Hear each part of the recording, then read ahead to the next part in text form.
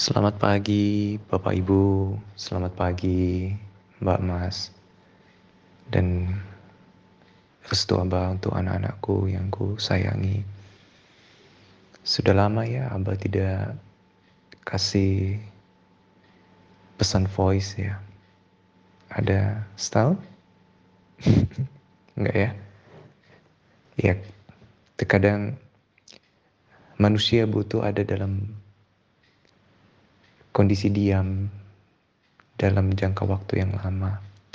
Karena bagi saya diam itu seperti mandi. Kalau badan butuh mandi untuk supaya bersih, kalau jiwa butuh diam untuk supaya kembali kepada nol.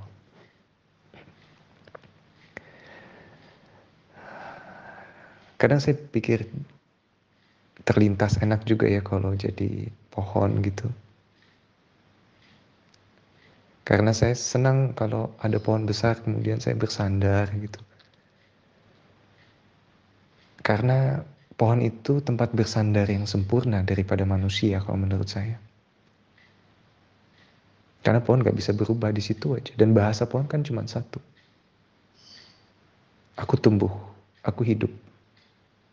Sementara kalau kita bersandar sama manusia kan bahasanya banyak ya.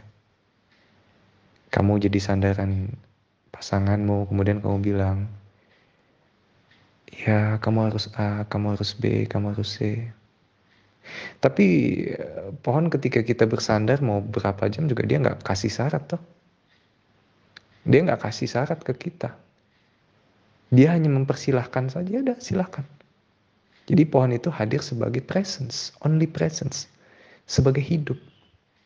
Sementara Anda mungkin dengan orang tua Anda, dengan anak Anda, dengan istri atau suami Anda tidak hadir sebagai presence dan sebagai hidup. Anda hadir sebagai person, bukan presence, person.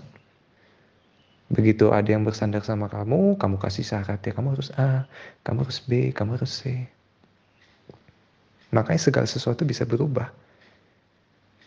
Kalau kita hadir sebagai person, segala sesuatu akan bisa berubah. Tapi pohon gak bisa berubah. Bahasanya cuman aku hidup dan aku tumbuh. Luar biasa.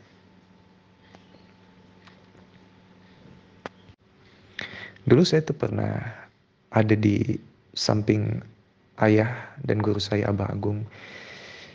Ketika itu saya mendengar dia berbicara dengan tamunya dan seseorang yang baru datang di Padepokan di Sukabumi dulu. Saya dulu masih SMP ya. Kemudian orang itu ya saya tahu ya sebagai aktivis terkenal lah. Dan dia banyak prestasinya dan aktivis sekarang pengusaha mungkin kayaknya pernah di politik juga, dan dia berbicara tentang prestasinya ke Abah Agung. Dan dia datang karena dia sakit ya secara mental ya. Dia mengakui bahwa saya ada gangguan di batin saya dan saya perlu dapat sentuhan dari Abah Agung begitu. Tapi dalam proses dia berbicara dengan Abah Agung ya, dia bicara tentang prestasinya, tentang apa yang sudah dia lakukan untuk banyak orang, tentang apa yang sudah dia berikan untuk kemanusiaan. Saya udah memberikan A, memberikan B untuk kemanusiaan, bakti sosial, saya selalu aktif dalam kegiatan sosial dan lain-lain. Kemudian Abah Agung hanya dengar, diam. Sampai selesai A dari Z-nya dibicara, dan Abah Agung hanya menjawab, merespon dengan satu kata. Apa itu? Satu kata ini, terus dengan intonasinya yang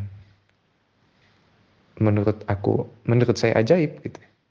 Dia cuma ngomong, terus ya maksud beliau tuh, kalau Anda sudah berbuat baik, terus apa gitu loh.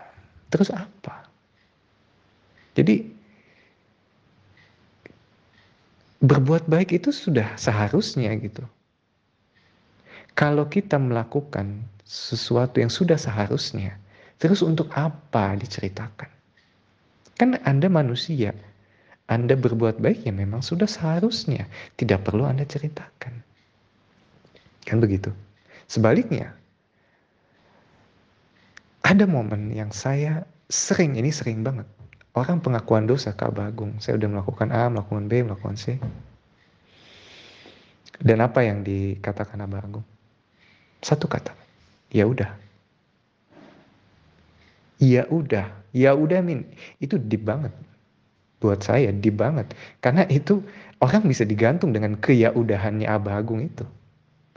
Mungkin orang berharap dinasehatin atau berharap dia dapat hukuman. Tapi dengan ya udah, itu betul-betul sebuah makna yang harus punya nilai tanggung jawabnya. Ya nilai tanggung jawab. Jadi di sini bukan belajar militer. Ini percakapan saya dengan beliau ya. Beliau pernah ngomong begini. Di sini kita bukan belajar seperti militer yang kalau Anda bikin salah, Anda dihukum dan didisiplinkan. Di sini bukan juga seperti perusahaan yang you bikin salah, you dapat SP atau you di PHK. Bukan. Di sini Anda dihadapkan pada badar Anda sendiri. Badar. Apa itu badar? Bahan sadar. Ketika Anda berhadapan dengan bahan sadar Anda sendiri, oh itu lebih berat daripada berhadapan dengan manusia. Lebih berat daripada hukuman manusia. Badar. Jadi, ya mampukah Anda menjadi sandaran bagi orang lain semata-mata hadir sebagai live presence, bukan sebagai person. Balik lagi ke topik yang di awal. Jadi, kalau Anda hadir sebagai live presence, itu orang gak akan pernah garing gitu. Seperti Anda bersandar dengan nyamannya di pohon yang besar. Pohon gak pernah gibah, gak pernah minta A, minta B, gak. Gitu? Iya gak? Iya. Ketika Abah kasih tahu kamu, kita harus menjadi dunia dengan 4 musim. Kamu harus punya musim dingin di kepalamu. Kepalamu harus selalu adem, dingin. Pikiranmu adem, dingin. Kamu harus punya musim semi di dalam hatimu. Hatimu harus selalu berbunga, bersemi. Kamu harus punya musim hangat, musim summer dalam setiap sentuhanmu. Sentuh hangat orang dengan senyummu, dengan langkahmu, dengan gesturmu. Dan kamu harus punya musim gugur untuk individualitimu. Gugurkan individualitimu. Gugurkan di I, di ego. Gugurkan.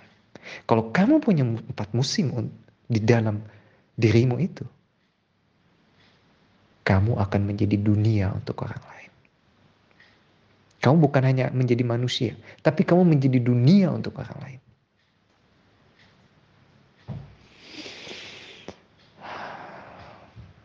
Demikian semoga kita bisa melangkah, menumbuhkan 4 musim di dalam diri kita, menjadi life presence yang murni.